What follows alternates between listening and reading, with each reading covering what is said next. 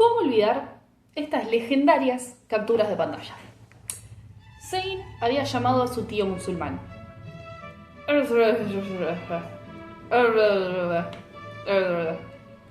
Y colgó. ¡Qué hijo de puta! Y también, por supuesto, última pero no menos importante, ¿por qué no solo la metes? Porque no quiero escuchar tus lamentos en un par de horas. Kim soltó una risita burlesca y miró de manera lasciva al bailarín. ¿Te mide 1 metro o qué? Jungkook terminó quitando el pantalón de Cuerina y todo un grito cuando vio que el pedazo de carne que se marcaba en su pantalón no era parte de su pierna.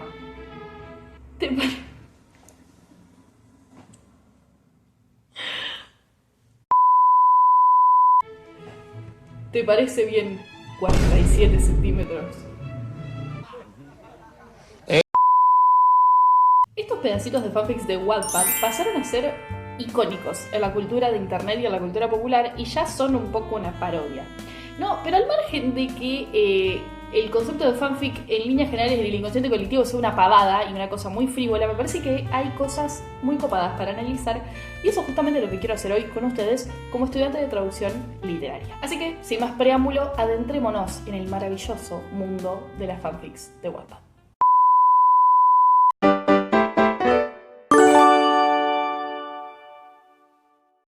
A ver, con este video busco obviamente ofrecerles una perspectiva de crítica literaria, de historia literaria, con todo lo que vengo aprendiendo yo en las materias de literatura en mi carrera, pero también quiero hablar desde un lugar un poco más desestructurado y divertido de mi experiencia personal con las fanfics de Wattpad y hacer un par de reflexiones con respecto a lo que es su rol psicológico y social para las chicas adolescentes, porque creo que no es casualidad que haya calado tan fuerte dentro del grupo etario chica adolescente en el 2014-2015. Todo esto lo vamos a hilar obviamente con lo que es una fanfic, los tipos de fanfics, los tipos de narrativa y todas las cosas que ya conocemos, las que leíamos fanfics, pero también quiero hacer como una cosa de conexión entre la fanfic y el psicoanálisis, la literatura postcolonial y elementos de la crítica literaria en general, porque me parece que es importante reconocer que la fanfic parece una cosa nueva que salió de un repollo, pero no, es una práctica más vieja de lo que uno cree. Así que, si les parece, acompáñenme a visitar la nostalgia adolescente de la fanfic.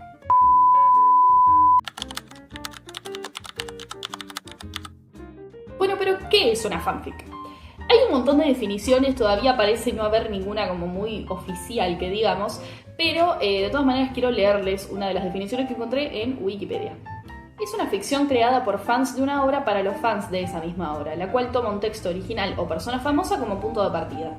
Los autores de las fanfics utilizan motivos, personajes y líneas narrativas de la obra original para crear su propia obra. O sea, dicho en criollo, la fanfic nace a partir del deseo de un fan de una peli, una serie o un libro de poner su propia perspectiva en esa obra. Y por ejemplo, si es que no toman como punto de partida una obra preexistente, toman la figura de una persona real famosa y la insertan en un universo ficticio en el que sería posible que una chica cualquiera se encuentre con Harry Styles en la calle. Vamos a decir que estas fanfics suelen ser románticas y se basan en todo como el plot narrativo del romance y cómo eso se va desarrollando, y que también cuando agarran la figura de un famoso, o sea que no es como un personaje ficticio ya inventado dentro del mundo de Harry Potter o lo que sea, se suelen desarrollar en mundos que se rigen por las leyes físicas del mundo que conocemos. O sea, rara vez por ahí agarran a algún famoso tipo Harry Styles y lo insertan en un mundo que se rige con reglas fantásticas o mágicas o de la ciencia ficción, por ejemplo. Y ahora, para ponerlos un poquito más técnicos, quiero presentarles dos conceptos que nos sirven para empezar a definir un poquito mejor lo que es una fanfic que se basa en una obra ya previamente escrita. Y son los conceptos de hiper e hipotexto. En el caso de las fanfics que se basan en un libro, en una serie o en una película, el hipotexto es el texto que sirve como fuente de la cual sacar el mundo y los personajes para el hipertexto que es la fanfic. Algunos ejemplos que yo personalmente encontré en Wattpad haciendo toda mi búsqueda para este video, como hipotexto la saga de The Maze Runner de James Dashner, y como hipertexto una fanfic que se llama Si te vas, que es una fanfic de Newt. Y fíjense que acá la autora de la fanfic puso en la descripción The Maze Runner, todos los derechos reservados a James Nasher y todos los personajes le pertenecen a él, a excepción de los originales creados por mí. Después tenemos otro ejemplo que es, como hipotexto, la saga de Percy Jackson de Rick Riordan, y como hipertexto, una fanfic que se llama Laberinto, que es una fanfic que se basa en todos los libros de Percy Jackson, y acá la autora también dio otro disclaimer en la descripción de su fanfic que dice: todos los personajes pertenecen a la saga Percy Jackson y los dioses del Olimpo, escrita por Rick Riordan, excepto por TN, que es tu nombre.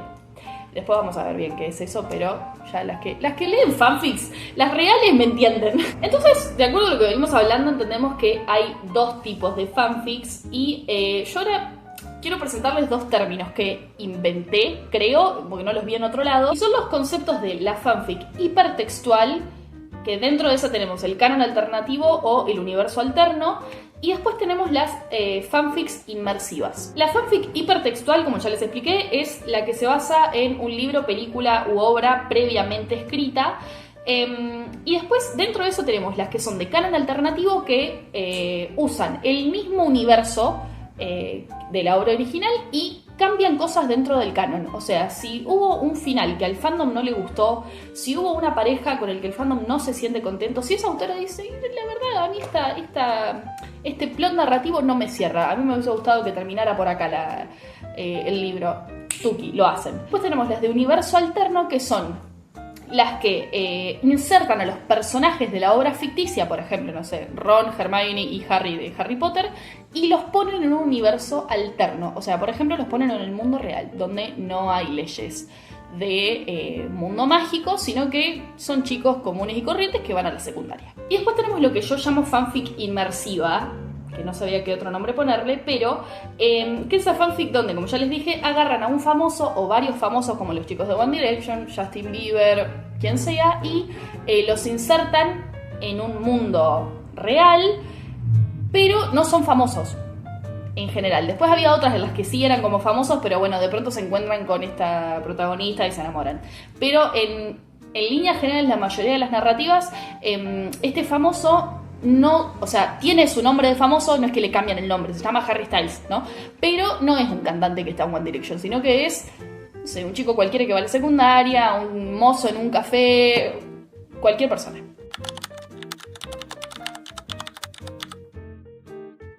A ver, el concepto de tomar personajes o mundos ficticios que ya existen y que no nos pertenecen y usarlos en una nueva obra original que busca como cambiar cosas de la obra original, no es nuevo.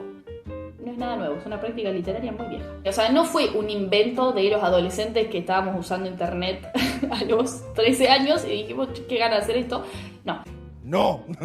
Y me parece que hay que dejar de tratarlo como una práctica literaria frívola y tonta, porque en realidad tiene mucha riqueza literaria. O sea, todo lo que vamos a analizar en este video demuestra que la fanfic no es ninguna pelotudez. Por ejemplo, en crítica literaria se habla mucho de la contraescritura, que es una práctica que se da mucho en las corrientes, por ejemplo, de literatura postcolonial. La literatura postcolonial, por ejemplo, por más que la escriban autores africanos o de países colonizados, escriben en la lengua inglesa. O sea, no escriben en su lengua de cualquiera sea su pueblo, su país, su ciudad, lo que sea, sino que usan la lengua inglesa como arma para denunciar ciertas cosas de libros canónicos de la lengua inglesa. Otro libro que yo leí hace poco que me encantó es White Sargasso de Jean Rhys, donde ella agarra un personaje de un libro de Charlotte Brontë que se llama Jane Eyre y le da una especie de precuela a ese personaje. El personaje en el libro de Charlotte Brontë es Berta, que es una mujer que aparece en el libro como una mujer que está loca, encerrada en un ático.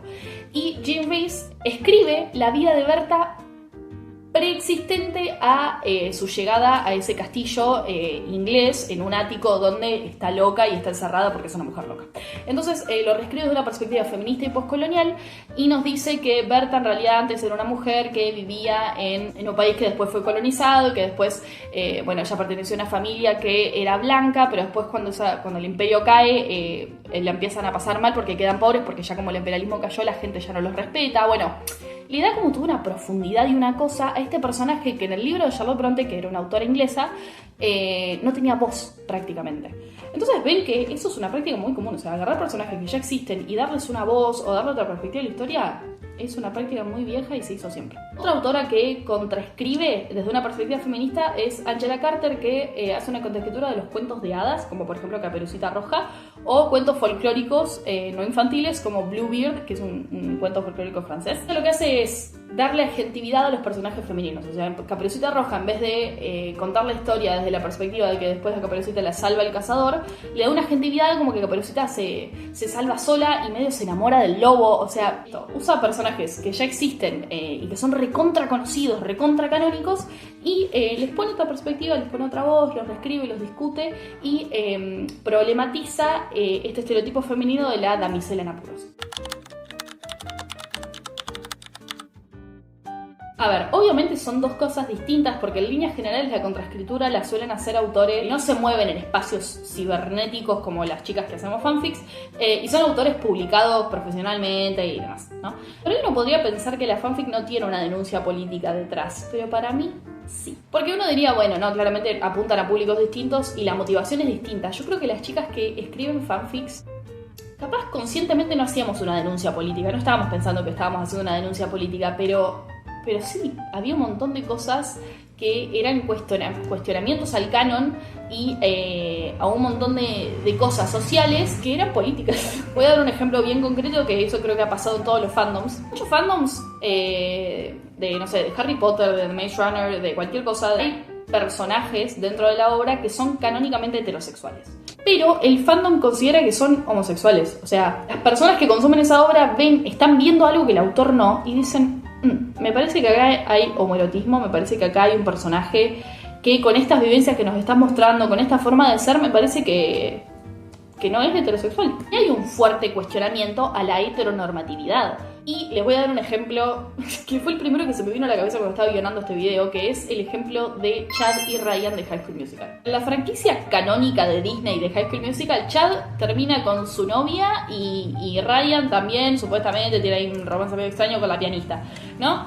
Pero todos, cuando éramos más chicos, yo me acuerdo incluso cuando vi la peli, que no era adolescente, como era un poquito más chica, yo veía algo medio raro en la escena de Iron Dance, que es esta canción que cantan ellos, que después de bailar y de jugar al béisbol y qué sé yo, intercambian ropa. O sea, vos lo ves y de pronto Chad tira la ropa de Ryan y viceversa, y todos nos quedamos medio... ¿qué pasó acá? Y a partir de eso un montón de gente empezó a escribir fanfics o a hacer tipo edits en TikTok de videos y cosas en los que Chad y Ryan terminaban juntos. Y yo creo que hay algo ahí, ¿no? Porque hay una denuncia al hecho de que ¿cómo puede ser que en todo el universo de High School Musical, que hay un montón de personajes, no haya una persona homosexual? Y que había como una tensión que el director eligió poner, Kenny Ortega, que él también es un hombre gay, y que posiblemente capaz él mismo pensó que eso era posible y no lo pudo poner porque sabemos cómo es Disney con la bajada de línea de que no, todo es tipo... todo sirve a la hegemonía social y demás. Imagínense que si Disney ahora mismo no se anima capaz a poner parejas gays en pantalla en una peli infantil, menos en ese momento. Y creo que hay una denuncia muy copada de la heteronormatividad de parte del fandom que dice, no, yo no te creo que Chad y Ryan no se tenían ganas. O sea, me parece que hay una gentividad de parte del fandom muy espectacular. O sea, me parece muy rockstar pararte de mano ante una corporación enorme como Disney y decir, no, para mí te estás equivocando, yo lo voy a escribir así y lo voy a reescribir así y le voy a poner mi punto de vista, que es el que comparto con un montón de gente. ¿Alguna vez leíste una fanfic? ¿Estás familiarizada con el concepto de rayita? O tu nombre o your name. Este recurso literario que servía a la fantasía de esto te podría estar pasando a vos. Ponele... ¿no? Era como una cosa, se buscaba como una inmersión total en la historia, o sea, como que yo, Pilar, mientras lo leía, claro, era el recurso que yo podía usar para imaginarme que en serio me estaba dando un beso con Justin Bieber. Para un poco loca. Entonces, en caso de que la autora no eligiera armar una protagonista con un nombre y apellido, ponía unos guiones bajos que servían como un espacio en blanco en el que vos mentalmente como lectora completabas con tu nombre. O sea, si yo leía tipo... en blanco. Le dio un beso a Justin, yo tenía que leer Pilar le dio un beso a Justin. Y yo creo que es curioso porque la autora del fanfic después claramente no es que te preguntaba, te mandaba un mensaje a vos lector y te decía, bueno, ¿cómo querés que sea la personalidad? No, o sea, por más que vos leyeras tu nombre ahí, ya el personaje tenía una personalidad armada que no era la tuya. Pero bueno, uno, viste, se lo creía, qué sé yo. No solo eso, sino que encima no... no tenían, no había un espacio blanco para el apellido. Siempre era nombre de pila, pero el apellido lo ponían ellas. Y solía ser tipo apellido Smith. Apellidos así bien europeos. Porque nunca era Rayita González, Ramírez. No, señor. No, era todo como muy así, que eso lo vamos a ahondar después de esta cuestión más como imperialista, de todo el tiempo estar sirviendo a una ficción yankee. Es más, la personalidad de este personaje Rayita se alineaba mucho con los estándares de lo que debía ser una chica adolescente en ese momento. Porque los que vivieron en esa época se acuerdan, previo al 2018 en Argentina, que fue la época en la que de pronto todas nos enteramos de que el feminismo existía y era lo copado, la idea de ser una mujer, estereotípicamente mujer, era recontra peyorativo. O sea, que te gustara el rosa, o que fueras rubia, o que fueras tipo popular, que tuvieras muchos amigos, o que te gustara ir a fiestas, era tipo un horror. O sea, una tenía que ser una distinta. Y yo creo que no era realmente distinta, no era que posta nos parábamos de manos ante el sistema opresor del patriarcado y decíamos yo no voy a servir al deseo masculino. No, señor, porque ser de esa forma era servir al deseo masculino. Pero también a veces usar ropa apretada y sentir que una tiene que ser femenina también es servir al deseo masculino. O sea, es como dos caras de la misma moneda. Entonces, me parece que es muy curioso que como nosotras veíamos que teníamos que ser en la vida real, lo plasmábamos en la fanfic. O sea, nuestras protagonistas eran iguales a nosotras o lo que nosotras queríamos ser, que era como, ay, esta chica distinta que no escucha pop, escucha rock y yo qué sé, no va a fiestas, le gusta quedarse leyendo. Distinta que soy distinta. Soy súper distinta, qué distinta. Ahora bien, volviendo a lo inmersivo de la fanfic. Yo me acuerdo que la función social de la fanfic era como muy particular para nosotras. O sea, yo creo que era el espacio donde una se podía descubrir sexualmente. Porque era como alimentar esta fantasía loca, romántica, donde tu famoso favorito te daba bola, ¿no? Y eran espacios donde, de última, si no era que te imaginabas a vos misma, sino era como una exploración sexual a través de personajes de una franquicia que te gustara. A mí, por ejemplo, me gustaba... Acá me voy a quemar, pero me gustaba mucho The Maze Runner y leía y escribía fanfics de Thomas Sangster y de Dylan O'Brien. Entonces, bueno, esa era mi preferencia. Cuéntenme, por favor, en comentarios ustedes de qué leían y de qué escribían, porque me interesa mucho ver en qué fandoms estaban ustedes. Bueno, retomando, me acuerdo que en esa época, previo al 2018, como ya les dije, las pibas adolescentes no teníamos posibilidad de explorar públicamente o como socialmente entre nuestras amigas o amigos, ni individualmente, nuestra sexualidad. O sea, las mujeres no nos masturbábamos, ¿no? Según como socialmente era como, no, éramos pulcras, castas, no sentíamos deseos sexuales. Esto claramente era mentira, porque éramos adolescentes y cualquier adolescente pasa por una revolución hormonal en la que de pronto todo es hot. Y de repente te empiezan a pasar cosas, ¿me entendés? Creo que la fanfic era ese lugar donde encontramos un lugar seguro y un espacio seguro para empezar a ver qué nos estaba pasando con nuestra propia libido y con los deseos sexuales. De hecho, sí me parece importante remarcar que éramos las mujeres las que más estábamos en Wattpad, ¿no? Y vieron que los pibes no leían fanfics o se nos cagaban de risa por leer fanfics. Y fíjense cómo los pibes tenían como lugar de exploración sexual la pornografía. Que creo que incluso era un acercamiento más despersonalizado y violento hacia la sexualidad, porque sabemos que hay un montón de estudios que lo demuestran, no me crean a mí, consumir a esa edad encima tan corta, estar expuesto a esa cosa es bastante nocivo. Las pibas capaz como no nos animábamos, nadie nos hablaba de eso, porque yo me acuerdo que mis compañeros del colegio, los varones, hablaban en el aula abiertamente de que veían nosotras tipo, ay no. Entonces creo que nosotras capaz, sin saber que podíamos explorar nuestro propio cuerpo, encontramos esa emoción así medio lasciva, medio como, uy, ¿qué onda? Me están pasando cosas, en leer literatura erótica, porque la fanfic solía ser literatura erótica. Si no tenía escenas recontra sexuales, tenía escenas románticas muy pomposas, porque encima las que leíamos fanfics no éramos por ahí las pibas más populares del curso, las que ya teníamos novio a los 14 o 13. Éramos las que estamos todo el día internadas en internet, y creo que fue nuestra forma de empezar a relacionarnos con la sexualidad y con la idea de cómo es estar con un chico o con una chica. Porque yo me acuerdo que yo, era una criatura, tenía 13, 14 años, no sabía lo que era tener sexo. Pero yo leía escenas sexuales en Wattpad y decía, claro, no, debe ser así.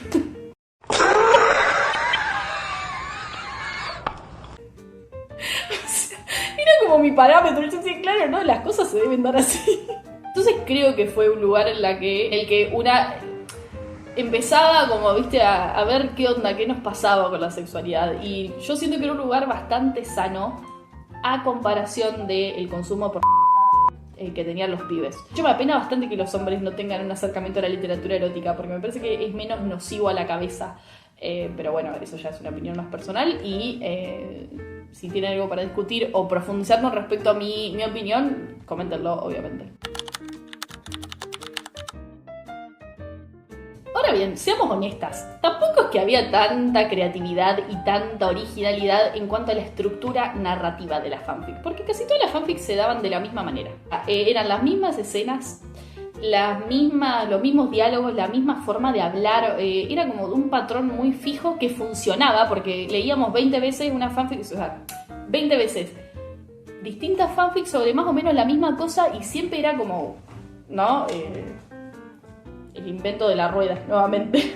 Tenemos que tratar de no robar por lo menos 2 años en este país. Así que ahora les quiero leer un par de características comunes a todas las fanfics que yo encontré. En cuanto a las fanfics inmersivas, como les dije. Por ejemplo, en estas obras, casi todos los protagonistas son adolescentes en su etapa secundaria o jóvenes adultos en su etapa de universidad. O sea, casi nunca te ibas a encontrar con un personaje protagonista que tuviera 50 años o que tuviera 8 años. Porque claro, o sea, para que el romance fuera como posible y verosímil en la cabeza de una, tenía que, en cuanto a la edad, tenía que estar cerca del famoso que habíamos elegido para la fanfic. O sea, si Harry Styles en ese momento en la fanfic tenía tipo 25, claro, una tenía que tener 20, 18, como para que fuera un poquito acorde. Las dinámicas de romance estaban bastante estandarizadas, dinámicas que funcionaban siempre y que a día de hoy siguen funcionando y que en líneas generales interpelan a todo el género romance, sea fanfic o no. Friends to lovers, o sea, amigos, cuando pasan de ser amigos a ser pareja, o enemies to lovers, que es tipo, pasan de ser enemigos, rivales, a amigos y después pareja. Los padres de la protagonista no estaban nunca. O sea, supón que que la protagonista era una menor de edad, estaba en el secundario. Bueno, ella cuando estaba en la casa, los papás no estaban nunca. O sea, los padres siempre eran como empresarios exitosos que estaban de viaje y no le daban pelota a la chica. Entonces la chica nunca hacía la tarea, nunca estudiaba. O sea, la trama era todo centrado alrededor de actividades sociales que tenían que ver con Harry Styles, con Justin Bieber, ¿no? Entonces, claramente era útil a la trama que los padres de la criatura nunca estuvieran, porque cualquier padre que tenga 2 dedos frente no dejaría que la piba esté todo el día fuera de la casa con un grupo de chabones tipo One Direction. Y por último, el interés romántico de la protagonista siempre aparecía rapidísimo. O sea, no teníamos tiempo que perder. No estamos acá para saber de la vida de esta chica, previo a la existencia de Justin Bieber o de Dylan O'Brien o de quien sea. No me interesa. El famoso en cuestión aparecía en el primer capítulo o en el segundo. O sea, no, ni lenta ni perezosa. A mí no me importa la vida de esta cristiana por fuera de lo que le puede llegar a pasar sexualmente con uno de los One Direction, ¿no? Y como ya les dije, también la personalidad de Rayita era muy arquetípica y casi caricaturesca. Era siempre la misma en casi todas las fanfics. Era esta chica distinta, que claro, el chico se interesaba en ella porque era una distinta, porque no era como las otras chicas. Y, de nuevo, Rayita era muy hegemónica. No es que se salía de los cánones de belleza y que era una chica, viste, gorda, con granos, no blanca y demás. No. No. Era una chica... O sea, les voy a leer una descripción que escribí yo, pero que yo sé que les va a resonar si alguna vez leyeron una fanfic. Soy Rayita Smith y soy una chica común y corriente. Mi pelo es largo y castaño y soy de contextura normal. No soy ni alta ni baja y me gusta usar mis Converse con jeans. O sea, más tibio no se consigue. Éramos tipo Corea del Medio para describir a la protagonista, porque yo creo que hay una cosa de... obviamente cánones de belleza que terminaban plasmados acá, pero también una cuestión de, bueno, la voy a describir más o menos promedio, whatever that means, como para que todas se puedan sentir identificadas. O sea, como que vos leías eso y decías, bueno, algún atributo yo tengo, entonces claro, me creo que Rayita soy yo. Un brote psicótico, ¿no? Fue un brote psicótico con delirio místico. Con delirio místico. Pero es re curioso igual porque había momentos donde, por ejemplo, no sé, decía, soy Rayita Smith y soy de tez blanca. Y estábamos todos tipo, no, la verdad que no. Acá tipo en Carpincho a la parrilla, provincia de Buenos Aires, no somos así, pero bueno, me lo voy a creer.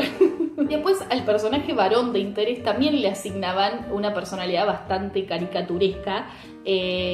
y arquetípica, porque solía ser o un bad boy así tipo muy, que todo el tiempo rozaba lo ilegal, era como un chico todo canchero, medio como que maltrataba al resto, era muy gracioso, muy no sé qué. O si no, era como un ser de luz, un chico muy bonito, que porque era un buen pibe y nadie le daba bola. No, suerte que seas tan buena, reina. Y es más, si es que Rayita no era Rayita y ya tenía un nombre, ¿no? Y se le asignaba alguna famosa para el papel de Rayita, porque te podías imaginar una famosa, no es que capaz era una descripción de una chica inventada, sino que por ahí era una famosa, ¿no? Era Bárbara Pachón. O sea,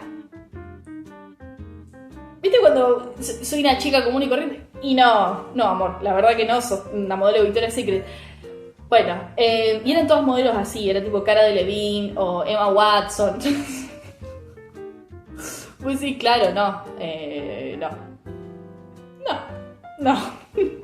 Ahora sí, hablemos de las narrativas más comunes y los tipos de historias más comunes, porque incluso las podías encontrar como con etiquetas dentro de Wattpad, entonces cada uno elegía lo que le gustaba leer. El mafioso. En esta fanfics la protagonista termina saliendo o involucrada con un jefe de la mafia que justo era un chico de 25 años muy buen mozo, como podía ser Justin Bieber. El personaje de él siempre era un criminal sin empatía, era un psicópata, pero con ella era un romántico y muy bueno.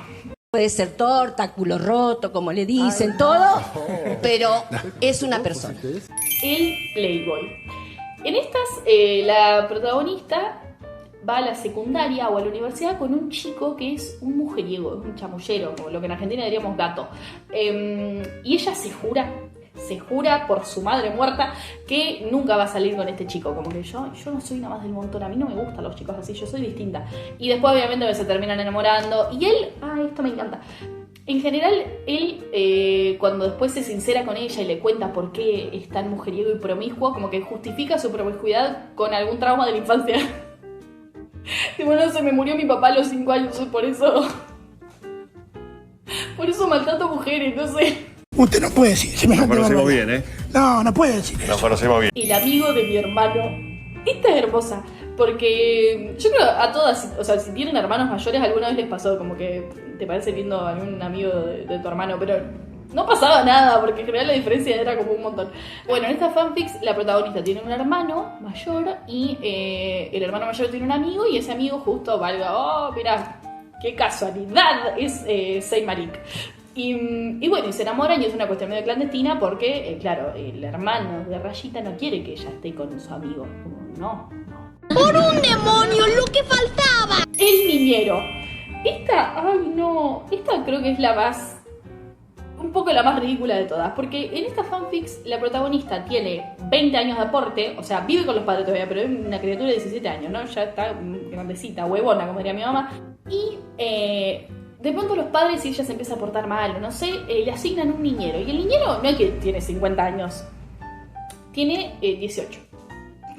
Entonces, por alguna razón, los padres eligen contratar a un chabón muy lindo y de la edad de ella para que la cuide. El hermanastro. Y acá, bueno, ya vamos a entrar en terreno pantanoso, ¿no? Porque en esta fanfic se jugaba una cosa medio incestuosa, clandestina y qué sé yo, donde el papá o la mamá de Rayita se volvía a casar después de haberse divorciado y justo la persona con la que se casa tiene un hijo de la edad de Rayita y bueno, se enamoran y es como, bueno, no son hermanos de sangre, pero es medio incestuoso, ¿no? Está bien, pero por otro lado está mal, pero... El famoso que se enamora de mí. En estas fanfics hay un famoso, ¿no? Que es un famoso. O sea, Harry Styles en este universo no es un chico común y corriente, es el señor Harry Styles, o sea, es cantante.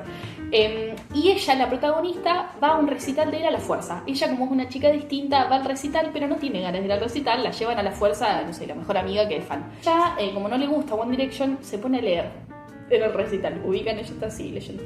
Y Harry Styles, entre todo el público, la ve que está leyendo y le llama la atención y después de eso se encuentran y se enamoran. Mamá, ¿cómo que me vendiste a One Direction?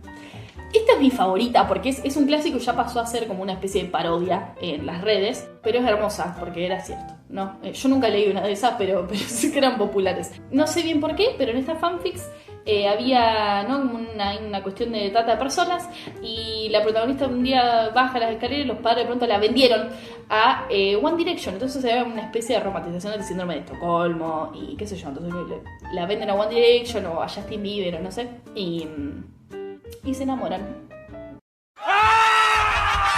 ¡No lo puedo creer! ¡Marcelo! ¡Andate! ¡Jubilate, Marcelo! ¿Qué es exploración de lo prohibido socialmente con respecto a lo que les nombré recién? Por ejemplo, estas fantasías medio incestuosas o del síndrome de Estocolmo. Me llama mucho la atención porque tienen mucho que ver con el género gótico. El género gótico y los autores del género gótico, como puede ser Edgar Allan Poe, exploran mucho estos tabúes sociales, estos romances o situaciones que uno sabe en su consciente que no está moralmente correcto, pero en la literatura nos permitimos explorar esas cuestiones. Me parece que estas fanfics es justamente lo que hacen. O sea, nosotras capaz, si nos agarrabas a esa edad y nos preguntabas, che, pero ¿a vos te parece bien que a una chica la secuestren? No, claro que no. Y no veíamos posible que vos te enamores de tu secuestrador, aunque sí pasa, ¿no? Pero tu secuestrador no iba a ser justo un hombre hegemónico de tu edad, ¿verdad?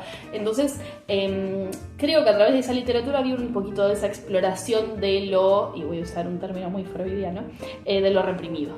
Por ejemplo, también sucede con las novelas góticas, como puede ser Drácula, esta exploración, ¿no?, de que te guste un monstruo o una bestia que te puede lastimar.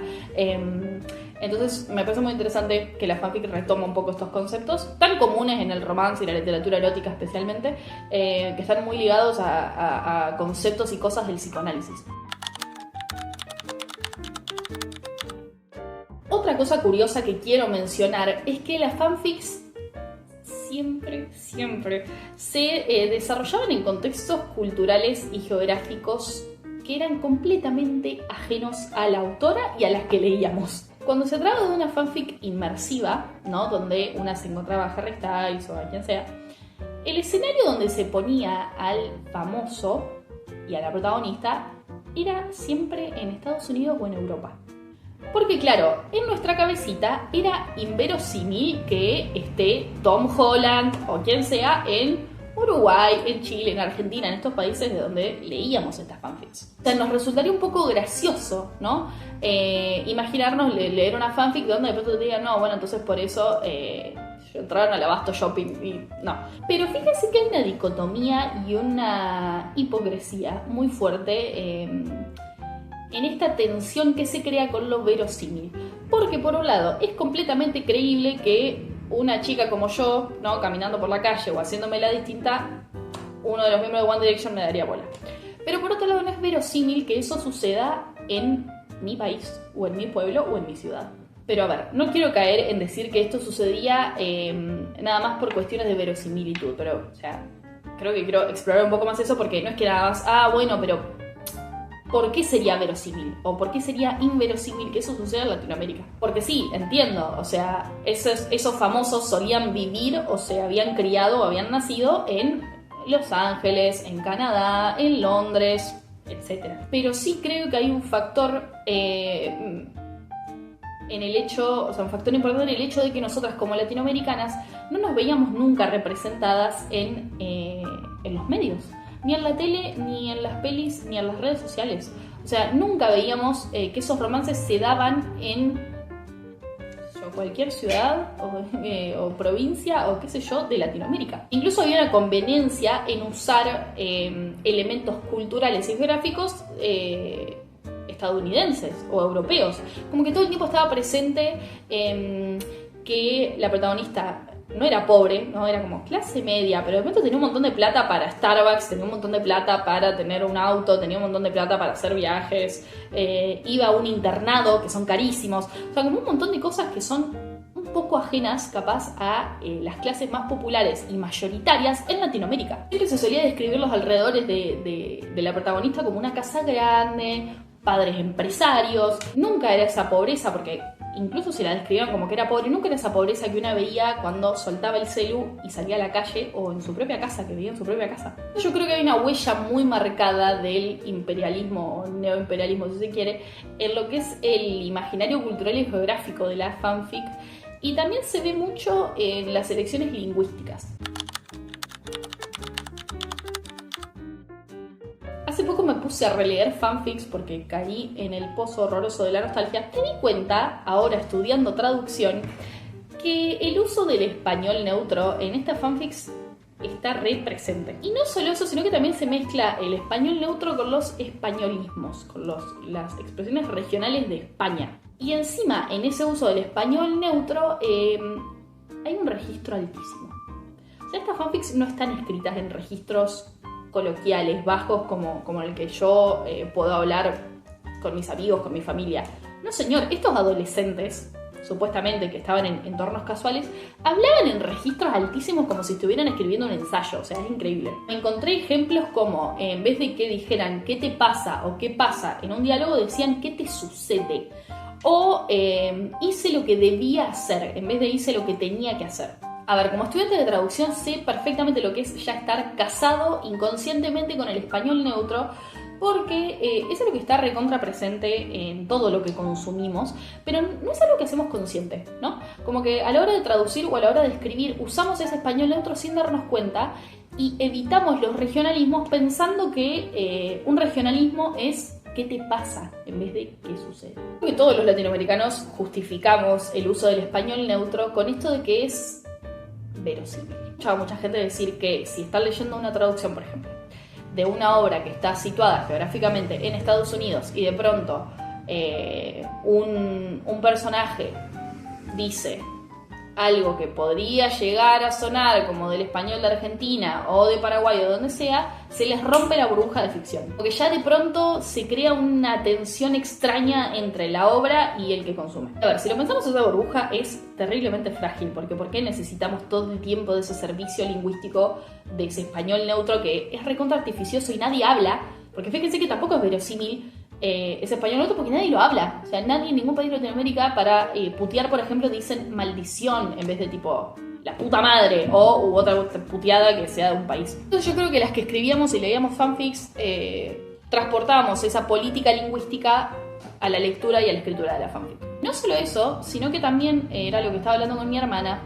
En esa época, vieron que estaba en la que estaba como en auge Wattpad, 2014, 2015, esa época. También estaba en auge la novela distópica, los Juegos del Hambre, Divergente, The Maze Runner, etc. Y esas novelas, yo, por ejemplo, y sé que muchas otras chicas, las leímos traducidas y eran traducciones de editoriales españolas. Entonces yo, que vivía en Carpincho a la Parrilla, provincia de Buenos Aires, no leía una traducción que contenía cosas argentinas, leía una traducción de ese libro que decía vosotros. Entonces yo creo que en nuestra cabeza inconscientemente le poníamos ese español de España en un pedestal. Pues lo replicábamos como diciendo, bueno, así debe sonar la literatura. La literatura se escribe en este español, es formal, es seria. Entonces queriendo, como no sé, replicar a estos autores tan canónicos, tan galardonados y demás, como que decíamos, bueno, porque encima usábamos esas novelas distópicas como los Juegos del Hambre y demás como hipotexto. O sea, después basábamos nuestras fanfics en eso que leíamos. Entonces, claro, transportábamos el estilo lingüístico, la variante lingüística a la fanfic. En fin, creo que la fanfic como género literario es algo maravilloso y creo que tiene mucho para analizar, como habrán podido ver por este video que seguro me quedó muy extenso. No está siendo tema de tesis o de investigación de gente que se dedica a letras o a crítica literaria, o sea, pueden encontrar papers y artículos sobre las fanfics ya en internet y recomiendo que lo hagan porque posta muy interesante. A mí como estudiante de traducción literaria y como mujer que lo vivió, me llama mucho la atención porque de la fantasía medio de Lulu, de un romance con tu famoso favorito, se armó todo un mundo que opera muy independientemente de formas muy mágicas. Creo que la fanfic le dio una herramienta de agentividad muy copada a las chicas que en ese momento nos estábamos descubriendo sexualmente. O sea, creo que era un espacio seguro en el que podías compartir con otras chicas tus descubrimientos así o tus atracciones sexuales, porque era hasta un chiste, ay no, qué hot, ¿viste? Pero pero había una cosa compartida. Creo que eso siempre estuvo presente, ¿no? En las chicas, en líneas generales, que siempre como que caemos en una obsesión por un famoso. Porque nuestras madres también tienen casi siempre un famoso de preferencia. El de mi mamá es Joaquín Sabina.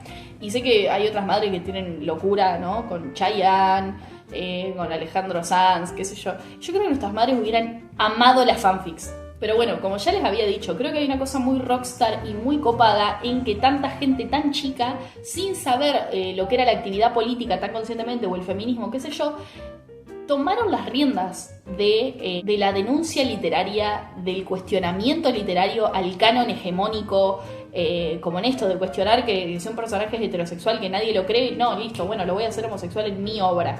Creo que hay una cosa muy poderosa en que tantos adolescentes hayamos encontrado eso ahí,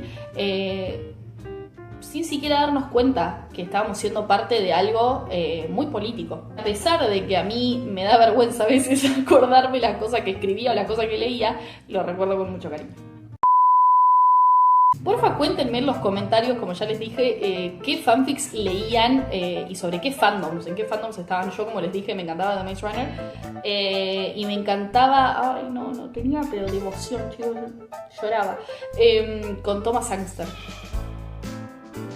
Ya, no, rozaba la enfermedad. Ya era medio patológico, pero bueno, era divertido. Y además me acuerdo que me gustaba leer fanfics de 21 Pilots en universos alternos donde ellos de pronto eran novios. Josh y Tyler, me encantaba. Bueno, pueden seguirme en todas las redes sociales. Síganme en Instagram especialmente, que ahí es donde estoy más activa y charlo con ustedes. Y gracias por ver eso. Este fue mi segundo video de YouTube. Nunca sé cómo terminar los videos, pero bueno, gracias por ver. Chao.